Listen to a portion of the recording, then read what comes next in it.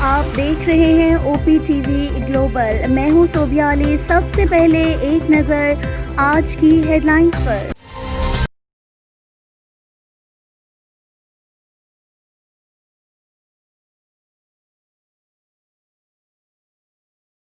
Kaba Fusion is a pharmacist-owned, patient-focused team of professionals with over 30 years' experience providing intravenous medication to pediatric and adult patients in the comfort and safety of their own home. Founded by Dr. Sohail Masood, a pioneer in the home infusion industry and recipient of Ernst & Young's Entrepreneur of the Year Award, Kaba Fusion has 28 state-of-the-art compounding pharmacies across the country with service capabilities nationwide. Specializing in IVIG, SCIG, and acute therapies, our highly skilled infusion nurses are present throughout your treatment and our clinicians are on call 24 hours a day. Please visit us at kabafusion.com for more information.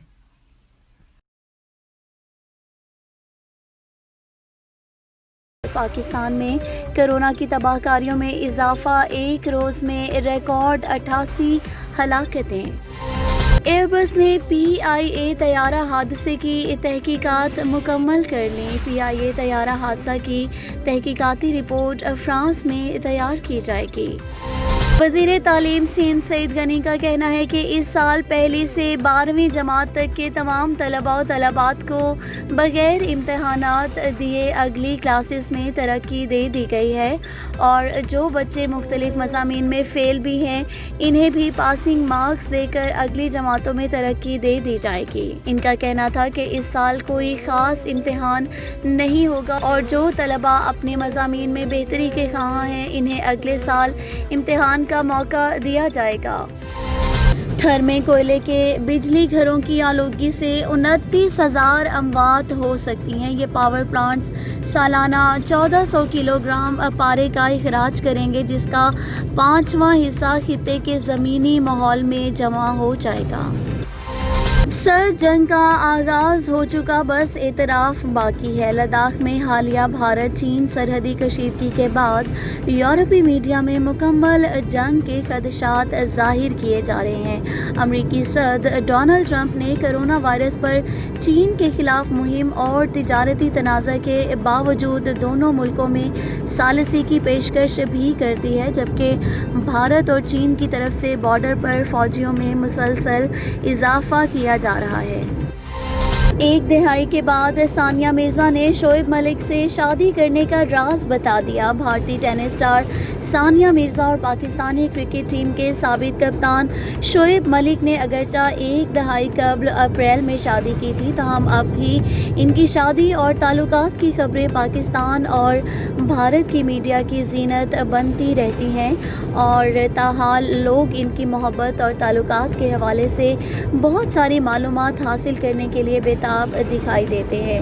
ایک interview میں ثانیہ مرزا نے بتایا کہ Pakistani cricketer سے تعلقات استوار ہونے اور اس سے شادی کرنے کے راز سے پردہ اٹھاتے ہوئے انہوں نے کہا کہ کس طرح دو مخالف ممالک کے لوگوں نے شادی کی. شعیب ملک سے محبت اور اس سے شادی کرنے کے راز سے پردہ اٹھاتے ہوئے اپنے شوہر کو دنیا کا سب سے ان رومانٹک انسان بھی قرار دیا.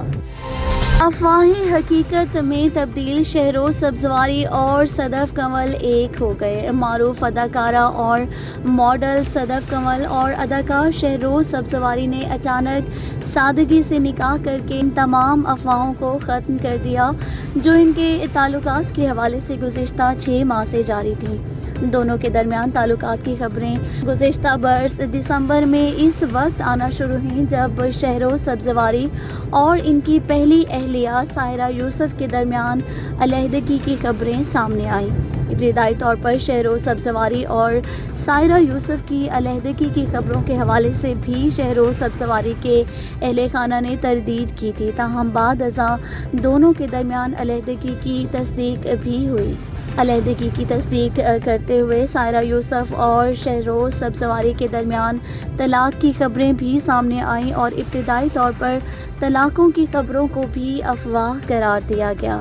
خبریں تھیں کہ شہروز سبزواری اور ماڈل صدف کمل کے درمیان بڑھتی قربتوں کی وجہ سے اداکار سے اہلیہ نے علیحدگی اختیار کی تھی، جس کے بعد دونوں کے درمیان اختلافات مزید شدید ہوئے تو دونوں میں طلاق ہو گئی۔ شہروز سبزواری نے ماڈل صدف کمل سے تعلقات کی خبروں کو بھی بے بنیاد قرار دیا تھا اور کہا تھا کہ ایسی جھوٹی خبریں نہ پھیلائی جائیں۔ اگرچہ علیحدگی کی خبروں پر شہروز سبزواری نے وضاحتی بیان دیتے ہوئے کہا تھا کہ سائرہ نے کوئی بیان نہیں دیا اور ماڈل صدف کمل نے بھی اپنا نام آنے پر کوئی وضاحت نہیں کی تھی، اور اب شہروز سبزواری اور صدف کمل نے اپنے مداحوں کو ایک ہونے کی خوشخبری سوشل میڈیا کے ذریعے دی، اور دونوں اداکاروں نے انسٹاگرام پر اپنے نکاح کی تصاویر شیئر کرتے ہوئے مداحوں کو نئی زندگی کی شروعات سے متعلق آگاہ کیا۔ یہ کرنے پر اعتراض کرتے ہوئے کہا کہ اگر ایسے ہی تمام ٹی وی چینلز بیرون ممالک سے سستے ڈرامے خرید کر چلانے لگے تو مقامی انڈسٹری تو تباہ ہو جائے گی۔ وزیر سائنس اور ٹیکنالوجی فواد چودھری نے اپنی ٹویٹس میں اس بات پر بھی حیرانگی کا اظہار کیا کہ کس طرح ایک سرکاری ٹی وی غیر ملکی ڈرامے پر فخر کر رہا ہے۔ معذور طلباء کو آن لائن تدریس میں درپیش مسائل مت بھولیے، یہ کرونا وائرس ہی ہے جس نے بہت تیزی کے ساتھ پڑھائی کے حصول کے طریقوں کو بدل کر رکھ دیا ہے۔ جہاں پہلے طلباء اسکول جا کر آمنے سامنے بیٹھ کر تعلیم حاصل کیا کرتے تھے، مگر اب اس وبا نے آن لائن طریقہ درس و تدریس میں بدلنے پر مجبور کر دیا ہے۔ اب جبکہ تدریسی عملہ اور طلباء ورچوئل کمرہ جماعتوں کو وجود میں لا رہے ہیں، نئی ٹیکنالوجی کا استعمال کر رہے ہیں، انٹرنیٹ کی مدد سے ہی ہوم ورک دیا جا رہا ہے اور اس کا جائزہ لیا جا رہا ہے، تو یہ ساری صورتحال اساتذہ، طلباء اور تمام عملے کے لیے خاصی مشکل کا سبب بن رہی ہیں، اور کئی طلباء اور اساتذہ اس تبدیلی کو باہمی کوششوں سے پڑھائی کا عمل بہتر بنانے کا ذریعہ تصور کرتے ہوں گے، لیکن طلباء کا ایک بڑا حصہ ایسا بھی ہے جو اپنی پڑھائی کا عمل جاری رکھنے سے قاصر ہے، اور وہ حصہ مختلف معذوریوں سے نبرد آزما طلباء پر مشتمل ہے۔ لاہور کی ایک یونیورسٹی میں خصوصی ضروریات رکھنے والے کمپیوٹر سائنس کے طالب علم اقبال نے بتایا کہ میرے دوست میرا مذاق اڑاتے ہیں کیونکہ میں آہستہ آہستہ لکھتا ہوں۔ ان جیسے کئی ایسے طلباء ہیں جن کی خصوصی ضروریات کو خدا کی طرف سے سزا تصور کیا گیا ہے۔ یہ بات ٹھیک ہے کہ چند معذور طلباء کے لیے آن لائن تعلیم کا حصول کسی نعمت سے کم نہیں، کیونکہ اس طرح نقل و حمل اور ٹرانسپورٹ اور باہر کی دنیا میں اکثر آڑے آنے والی رکاوٹوں سے بچ جاتے ہیں، لیکن کچھ طلباء ایسے بھی ہیں جن کے لیے آن لائن پڑھائی کے اس تجربے نے مشکلات کو بڑھا دیا ہے، جنہیں صرف طالب علم، استاد اور یونیورسٹی کے آپسی تعاون کی مدد سے ہی دور کیا جا سکتا ہے۔ پائیدار ترقی کے مقاصد کے حصول کی خاطر مشمولہ تدریسی عمل کا ماحول پہلی سیڑھی ہے جو تمام افراد کے مختلف سماجی، معاشی اور سیاسی پس منظر کو ایک چھت کے نیچے لاتے ہوئے ان میں عدم مساوات کو کم کرنے پر زور دیتا ہے۔ معذور طلباء کے تناظر میں چند تجاویز بھی پیش کی جا رہی ہیں۔ یونیورسٹیاں اس مشکل وقت میں اپنے طلباء کی مدد کر رہی ہیں۔ ویسے تو یہ تجاویز سبھی کے لیے مفید ثابت ہو سکتی ہیں، لیکن خاص طور پر خصوصی ضروریات رکھنے والے طلباء کے لیے زیادہ کارآمد ثابت ہوں گی۔ مسجد نبوی سمیت سعودی عرب کی تمام مساجد کو عام نمازیوں کے لیے کھول دیا گیا۔ اسی کے ساتھ وزارت صحت کی جانب سے کرونا وائرس سے احتیاطی تدابیر پر عمل کرنے کی سختی سے ہدایت بھی کی گئی۔ سعودی عرب میں تقریباً 2 ماہ کے بعد مساجد کو عام لوگوں کے لیے کھول دیا گیا، جس کے تحت مسجد نبوی میں احتیاطاً 15 سال کی عمر سے کم عمر بچوں کا داخلہ بھی ممنوع رہے گا، جبکہ تمام مساجد میں نمازیوں کے درمیان 2 میٹر کا فاصلہ رکھا جائے گا۔ سعودی عرب امارات کی خصوصی پروازوں سے تقریباً 1200 پاکستانی سعودی عرب سے واپس آ چکے ہیں۔ حکومت پاکستان نے بیرون ملک سے واپسی کے خواہشمند پاکستانیوں کی وطن واپسی کا عمل تیز کرتے ہوئے خصوصی پروازوں میں اضافہ کیا ہے۔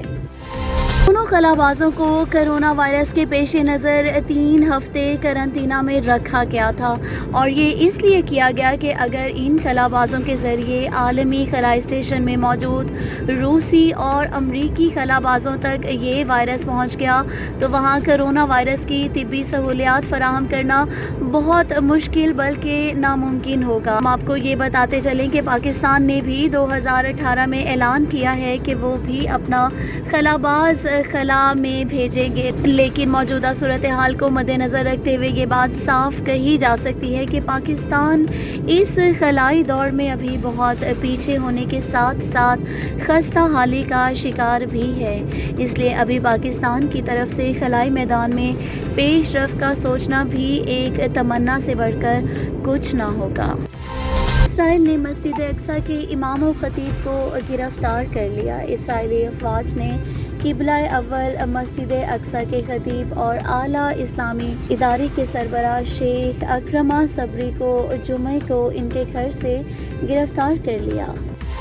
ایکسپو دبئی 2020 ایک برس کے لیے ملتوی۔ ایکسپو دبئی 2020 ایک برس کے لیے ملتوی کر دی گئی ہے۔ پروگرام کے مطابق اب یہ نمائش ایکسپو دبئی ہی کے نام سے اکتوبر 2021 میں ہوگی۔ التوا کا فیصلہ کرونا وائرس سے پیدا ہونے والی دشواریوں کی وجہ سے کیا گیا ہے۔ الامارات الیوم کے مطابق ایکسپو انٹرنیشنل نمائشوں کے بین الاقوامی ادارے نے، جس کا ہیڈ کوارٹر پیرس میں، بتایا گیا ہے کہ ایکسپو دبئی کے التوا کا فیصلہ 2/3 اکثریت سے کیا گیا ہے۔ ادارے کے سیکریٹری جنرل دیمتری ایس کینٹس نے بیان جاری کر کے کہا کہ کرونا وبا کے باعث ایسا کیا گیا ہے اور اسی وجہ سے ایکسپو ملتوی کرنے کا فیصلہ کیا گیا۔ خلیجی ممالک 8,000 پاکستانی لانے کا فیصلہ۔ حکومت پاکستان نے بیرون ملک سے واپسی کے خواہش مند پاکستانیوں کی واپسی کا عمل تیز کرنے کا فیصلہ کیا ہے، جس کے تحت ہر روز 1,000 پاکستانیوں کو واپس لایا جائے گا۔ اسلام آباد میں اسنیچر کو وزیر اعظم عمران خان کے معاون خصوصی برائے سیکورٹی ڈویژن معید یوسف اور معاون خصوصی برائے صحت ڈاکٹر ظفر مرزا نے نیوز بریفنگ میں کرونا وائرس سے متعلق صورتحال سے آگاہ کیا۔ معید یوسف نے بتایا کہ آئندہ 10 روز میں 20,000 پاکستانیوں کو وطن واپس لایا جائے گا۔ 1 جون سے 10 جون تک خلیجی ممالک سے 8,000 پاکستانی واپس لائے جائیں گے، جبکہ اب تک 55 ممالک سے 33,000 کو واپس لایا جا چکا ہے۔ انڈیا سے 27 مئی کو 180 پاکستانیوں کو واپس لایا گیا۔ معید یوسف نے یہ بھی واضح کیا کہ غیر ملکی ایئر لائنز پاکستان سے مسافر لے جا سکتی ہیں، تاہم اس مقصد کے لیے خالی پروازوں کو ہی پاکستان آنے کی اجازت ہے۔ اس کے ساتھ ہی اب تک کی ہیڈ لائنز کا وقت یہاں ختم ہوا چاہتا ہے۔ صوبیہ علی کو اجازت دیجیے۔ مزید خبروں اور اپڈیٹس کے لیے دیکھتے رہیے OPTV گلوبل۔ اللہ حافظ۔ Pakistan American chamber of commerce کی خصوصی خدمات۔ اگر آپ کو کرونا وائرس میں مبتلا ہے یا کوئی علامات ہیں، آپ کو mortgage, credit card, loan payment اور تجارتی مسائل ہیں، تو آج ہی community corona virus task force سے فوری رابطہ قائم کریں۔ We are here to assist you. Please stay home. Be safe. What do we do with my car payment, credit card payment, any installment payment? Call me, I'll tell you what solutions are there available for you. To help you and assist you with your financial needs.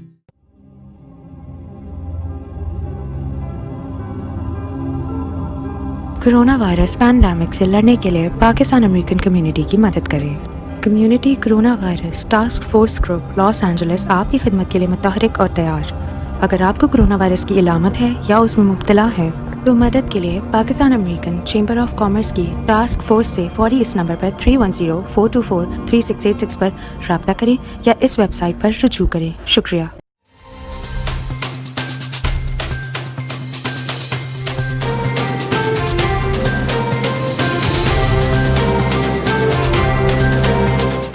OPTV کی فخریہ پیشکش دنیا بھر میں آباد پاکستانیوں کی ترقی و کامرانی پر مبنی پروگرام پاکستان کو ترقی کی راہ پر گامزن کرنے کے لیے دنیا بھر میں پاکستانی متحرک اور تیار. دنیا بھر کے ملکوں میں پاکستانی کا ان کی ترقی میں حصہ دیکھیے. بین الاقوامی منظر میں پاکستانیوں کا سماجی، سیاسی، تجارتی اور مذہبی امور میں بھرپور کردار.